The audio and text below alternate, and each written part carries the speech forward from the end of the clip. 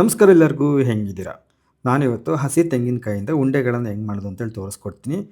ಭಾಳ ಅಂತಂದರೆ ಭಾಳ ಸರಳವಾಗಿದೆ ಈ ಒಂದು ರೆಸಿಪಿ. ನಿಮ್ಮೆಲ್ರಿಗೂ ಕೂಡ ಇಷ್ಟ ಆಗುತ್ತೆ ಅಂತ ಅನಿಸ್ತೈತೆ. ಅದರಲ್ಲೂ ಸಣ್ಣ ಮಕ್ಕಳಿಗಂತೂ ಭಾಳ ಇಷ್ಟ ಆಗುತ್ತೆ. ಯಾಕಂದರೆ ಇವು ತುಂಬ ರುಚಿಯಾಗಿರ್ತವೆ. ಒಂಥರ ಏನೋ ತಿನ್ಬೇಕಾದ್ರೆ ಒಂಥರ ಏನೋ ಈ ಕೊಬ್ಬರಿ ಮಿಠಾಯಿ ಎಲ್ಲ ತಿಂತೀವಲ್ಲ, ಸೇಮ್ ಹಂಗೇನೆ ಹಂಗೆ ಇರ್ತವೆ. ಆದ್ರೆ ಒಂಚೂರು ನಿಮಗೆ ಸುಲಭ ಆಗುತ್ತೆ ಅಂತೇಳಿ ಈ ವಿಧಾನದಲ್ಲಿ ತೋರಿಸ್ತಾ ಇದ್ದೀನಿ. ಬರೀ ಇದನ್ನ ಹೆಂಗೆ ಮಾಡೋದು ಅಂತೇಳಿ ತೋರಿಸ್ಕೊಡ್ತೀನಂತೆ. ಹ್ಞೂ. ನೋಡಿ, ಈ ಉಂಡೆಗಳು ಮಾಡೋದಕ್ಕೆ ನಾನಿಲ್ಲಿ ಹಸಿ ತೆಂಗಿನಕಾಯಿ, ಒಂದು ತೆಂಗಿನಕಾಯಿನ ತುರಿದಿದ್ದೀನಿ. ಹಿಂಗೆ ತುರಮಣೆ ತಗೊಂಡು ತುರಿದು ತಗೊಂಡಿದ್ದೀನಿ.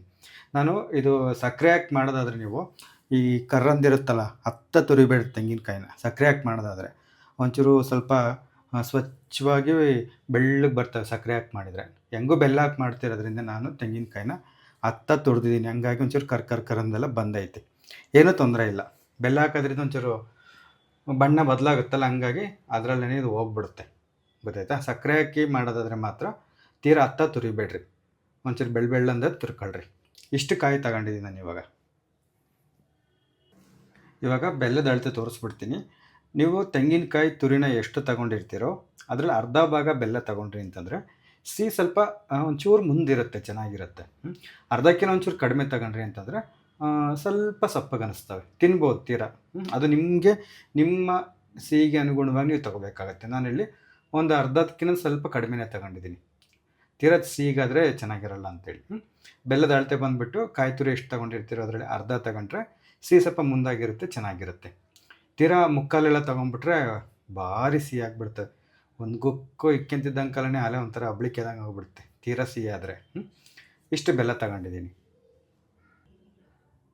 ಇವಾಗ ನಾನೇನು ತೆಂಗಿನಕಾಯಿ ತುರಿದು ಇಟ್ಕೊಂಡಿದ್ನಲ್ಲ, ಅದನ್ನ ಮಿಕ್ಸಿ ಜಾರಿಗೆ ತಗೊಂಡಿದ್ದೀನಿ. ಅದೇ ಜಾರಿಗೆ ಬೆಲ್ಲ ಹಾಕ್ತಾಯಿದ್ದೀನಿ. ಆಯಿತಾ?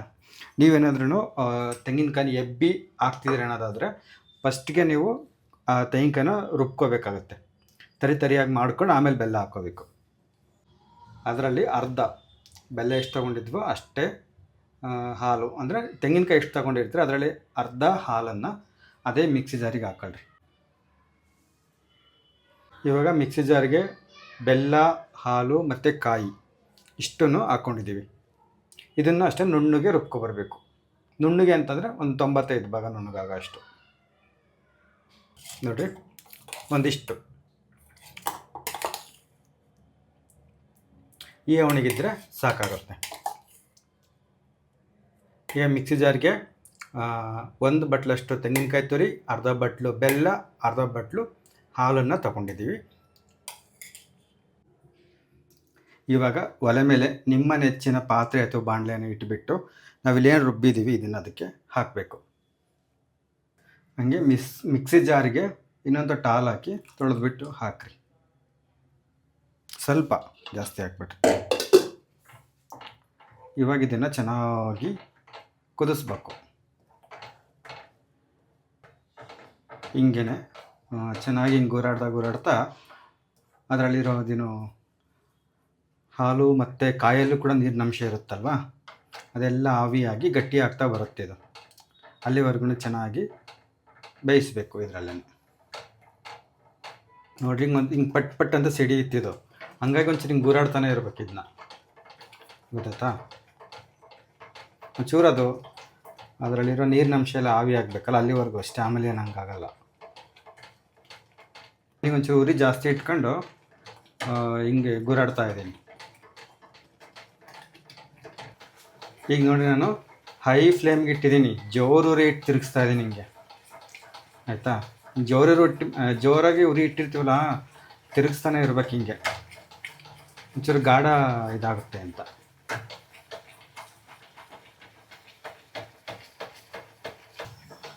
ನೋಡಿರಿ, ನೀರಿನಂಶ ಕಡಿಮೆ ಆದಮೇಲೆ ಹಂಗೆ ಸಿಡಿಯಲ್ಲ ಟಪ್ ಅಂತೇಳಿ. ಇವಾಗ ಬೇಕಾದ್ರೆ ಉರಿ ಕಡಿಮೆ ಮಾಡಿಕೊಂಡು ಚೆನ್ನಾಗಿ ಇನ್ನೊಟ್ಟು ಚೆನ್ನಾಗಿ ಬೇಯಿಸ್ರಿ. ಹಿಂಗೆ ಗಟ್ಟಿಗಾಗೋವರೆಗೂ ಯಾವೊಂದು ಹದ ಅಂತ ತೋರಿಸ್ತೀನಿ ಅಲ್ಲಿವರೆಗೂ ನೀವು ಚೆನ್ನಾಗಿದ್ದನ್ನ ಬೇಯಿಸ್ಬೇಕಾಗತ್ತೆ. ಒಂಚೂರು ಮಕ್ಕ ಹಿಂಬಾಗಿ ಇಟ್ಕೊಳ್ರಿ, ಯಾಕಂದರೆ ಅದು ಮೊದಲಿಗೆ ಇದು ಮಾಡ್ಬೇಕಾದ್ರೆ ಹಂಗೆ ಸಿಡಿತೈತಿ ಒಂಚೂರು.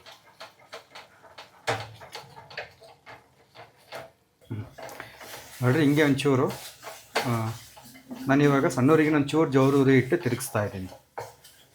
ಉರಿ ಜಾಸ್ತಿ ಇದ್ದಾಗ ತಿರುಗಿಸ್ತಿರ್ಬೇಕು, ಹಂಗೆ ಬಿಟ್ಟು ನಿಂತ್ಕೋಬಾರ್ದು. ಕೆಳಗಿಂದ ಸೀದ್ ಬಿಡುತ್ತೆ, ಹಂಗಾಗಿ ಹಿಂಗೆ ತಿರುಗಿಸ್ತಾ ಇದ್ದರೆ ಅದ ಕಾಯಲ್ಲಿ ಇರುತ್ತಲ್ಲ ಎಣ್ಣೆ ಅಂಶ, ಅದನ್ನು ಬಿಟ್ಕೊತ ಬಂದು ಹಿಂಗೆ ಗಟ್ಟಿ ಆಗ್ತಾ ಬರುತ್ತೆ ಹಿಂಗೆ.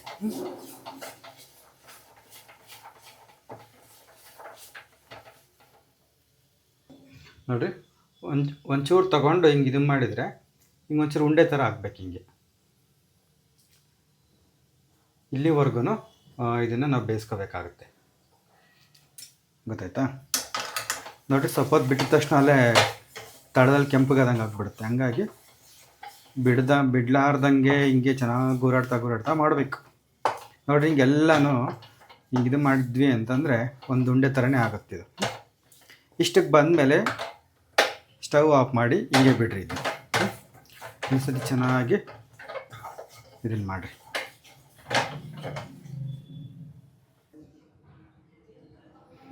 ಹಾಗೆ ನೋಡಿರಿ, ಒಂಚೂರು ಒಣ ಕೊಬ್ಬರಿನ ತುರಿದು ಬಿಟ್ಟು ಇದನ್ನು ನುಣ್ಣಗೆ ಪುಡಿ ಮಾಡ್ಕೊಬರ್ತೀನಿ. ಈಗ ಅಲ್ರಿ ಹಿಂಗೆ. ಆಮೇಲೆ ಇನ್ನೊಂದು, ನೀವು ಹಿಂಗೆ ಉಂಡೆ ಕಟ್ಟಕ್ಕೆ ಬರ್ತೈತೆ ಅಂತೇಳಿ ಹಂಗೆ ನೇರವಾಗಿ ಒಂದೇ ಸತಿ ಇಟ್ಟು ತೊಗೋಬೇಡ್ರಿ. ಯಾಕಂದರೆ ಬೆಲ್ಲ ಮತ್ತು ಅದು ಕಾಯಿ ಭಾಳ ಸುಡ್ತಿರುತ್ತೆ, ಕೈ ಸುಟ್ಟುಬಿಡುತ್ತೆ. ಒಂದು ತೊಟ್ಟು ನೀರಾಗಿ ಹಿಂಗೆ ಕೈ ಒರೆಸ್ಕೊಂಡು ಹಿಂಗೆ ಒಂದು ಒಣ ಬಟ್ಟೆಗೆ ಒರೆಸ್ಕೊಂಡು ಆಮೇಲೆ ತಗೊಳ್ರಿ, ಅವಾಗ ನಿಮ್ಮ ಕೈ ಸುಡೋದಿಲ್ಲ. ಅವಾಗ ನೋಡಿಬಿಟ್ಟು ಹಿಂಗೆ ಉಂಡೆ ಕಟ್ಟ ಅದಕ್ಕೆ ಕೈತೋ ಇಲ್ಲೋ ಅಂತೇಳಿ ನೀವು ನೋಡ್ಕೋಬೋದು. ಈ ಥರ ಹಿಂಗೆ ಬರ್ಬೇಕು, ಹಿಂಗೆ ಒಂಚೂರು ಉಂಡೆ ಕಟ್ಟಿದ್ರೆ ಉಂಡೆ ಆಗಬೇಕು, ಕೈಗೂ ಅಂಟ್ತಿರಬಾರ್ದು. ಆಯಿತಾ? ನೋಡಿ, ನಾನೀಗ ಹಿಂಗೆ ಉಂಡೆ ಮಾಡ್ತಿದ್ನಲ್ಲ, ಈ ಒಂದು ಅದಕ್ಕಿರಬೇಕು. ಈ ತಣ್ಣಗೆ ಆಗ್ತಾ ಚೂರು ಗಟ್ಟಿಗಾಗತ್ತೆ, ಗೊತ್ತಾಯ್ತಾ? ಇನ್ನೇನು ಮುಂದಿಂದ ಏನಿಲ್ಲ, ಉಂಡೆ ಕಟ್ಟೋದಷ್ಟೆ. ಇವಾಗ ಕೈಗೊಂದು ಚೂರು ತುಪ್ಪ ಸವರಿ ಕೇಳ್ರಿ, ಅಷ್ಟೇ, ಒಂದೇ ಕೈಗೆ ಸಾಕು. ನೋಡಿರಿ, ಈ ಥರ ಉಂಡೆ ಕಟ್ಟ ಅದ ಬಂದಿತ್ತು ಅಂದರೆ ಚೆನ್ನಾಗಿ ಬರುತ್ತೆ. ಒಂದೊಂದ್ಸತಿ ಏನಾಗುತ್ತಪ್ಪ ಅಂದರೆ ಇದು ಭಾಳ ಬೇಯ್ತು ಅಂತಂದರೆ ಕಲ್ಲು ಆದಂಗೆ ಆಗಿರುತ್ತೆ. ನೋಡಿರಿ, ಇಲ್ಲಿ ಇದೆಯಲ್ಲ ಈ ಥರ ಹಿಂಗೆ. ಅವಾಗ ಏನು ಮಾಡ್ತೀರಪ್ಪ ಅಂದರೆ ಒಂದು ಸಣ್ಣ ಚಮಚಷ್ಟು ನೀರು ಹಾಕಿದ್ರಿ ಅಂತಂದರೆ, ನೀರಾಗಿ ಸ್ವಲ್ಪ ಬಿಸಿ ಮಾಡಿದ್ರಿ ಅಂತಂದರೆ ಸರಿ ಹೋಗುತ್ತೆ. ಇವಾಗ ಇದು ತೊಗೊಂಡ್ಬಿಟ್ಟು ನಿಮಗೆ ಯಾವ ಸೈಜಿನ ಉಂಡೆಗಳು ಬೇಕೋ ಆ ಸೈಜಿನ ಉಂಡೆಗಳನ್ನ ಮಾಡ್ಕೊಳ್ರಿ ಹಿಂಗೆ. ಈಗ ನೋಡಿರಿ, ಇದು ಎಂಥದ್ದು ಕಾಯಿ ಹೋಳ್ಗಿಗೆ ಮಾಡ್ಕೊಂಡು ಹೂರಣ ಆಗ್ಬೋದು, ಗಣಪತಿ ಹಬ್ಬಕ್ಕೆ ಕಡುಬು ಮಾಡ್ತೀವಲ್ಲ ಅವ ಆಗಿರ್ಬೋದು, ಈ ಕೊಬ್ಬರಿ ಮಿಠಾಯಿ ಆಗಿರ್ಬೋದು, ಎಲ್ಲವೂ ಹೆಚ್ಚು ಕಡಿಮೆ ಒಂದೇ ಥರ ಬರ್ತವೆ ಸ್ವಲ್ಪ. ಆಯಿತಾ? ಹಂಗಾದ್ರೆ ರುಚಿ ನೋಡ್ಕೊಂಡ್ವಿ ಅಂದ್ರೆ ಚೂರು ಹತ್ತಿತ್ತು ಆಗ್ತವೆ. ಆಯಿತಾ? ಒಬ್ಬೊಬ್ಬರು ಒಂದೊಂದು ಥರ ಮಾಡ್ತಾರೆ, ಆದರೆ ಎಲ್ಲವೂ ಒಂದೇ ಅಂತ ಹೇಳೋಕ್ಕಾಗಲ್ಲ. ನೋಡಿರಿ, ಈ ಥರ ಉಂಡೆ ಮಾಡಿದ್ರಿ ಅಂತಂದರೆ ರುಚಿಯಾದ ಕಾಯಿ ಉಂಡೆಗಳು, ತೆಂಗಿನಕಾಯಿದು ರೆಡಿ ಆದವು ಅಂತಲೇ ಅರ್ಥ. ಇವಾಗ ಇದನ್ನ ಕೊಬ್ಬರಿ ಪುಡಿ ಇರುತ್ತಲ್ಲ, ಇದ್ರೆ ಉಲ್ಡಾಡಿಸ್ಬೇಕು ಹಿಂಗೆ. ನೀವೇನಾರು ಹೇಳ್ರಿ ಮಕ್ಳುಗಳಿಗೆ, ರುಚಿ ಹೆಂಗಾರ ಇರಲಿ, ಕಣ್ಣಿಗೆ ಅವು ಆಕರ್ಷಕವಾಗಿ ಕಾಣಬೇಕು, ಹಂಗಿದ್ರಷ್ಟೇ ಮುಸ್ ನೋಡೋದು.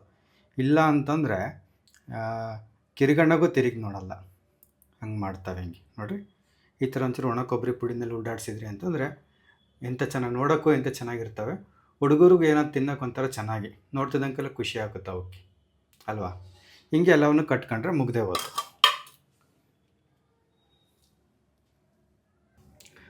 ನೋಡಿರಿ, 4 ಉಂಡೆ ಆರು, ಒಂದು ತೆಂಗಿನಕಾಯಲ್ಲಿ ಒಂದು 4 ಉಂಡೆ ಆಗಿದ್ದಾವೆ. ಈ ಸೈಜಿನ ಒಂದು 4 ಉಂಡೆ. ಸರಿ, ನಿಮಗೆ ಯಾರು ಇಷ್ಟ ಆಗಿತ್ತು ಅಂತಂದರೆ ನೀವು ಇದನ್ನು ಟ್ರೈ ಮಾಡಿಬಿಟ್ಟು ಹೆಂಗೆ ಬಂತು ಅಂತ ಹೇಳ್ರಿ. ತುಂಬ ಚೆನ್ನಾಗಿರುತ್ತೆ, ಮಕ್ಕಳು ಕೂಡ ತುಂಬ ಇಷ್ಟಪಟ್ಟು ತಿಂತವೆ. ಆಯಿತಾ? ಸರಿ, ಹಾಗಾದರೆ ನಾನು ಮುಂದಿನ ವಿಡಿಯೋದಲ್ಲಿ ಸಿಗ್ತೀನಿ. ಟಾಟಾ, ಬೈ ಬಾಯ್.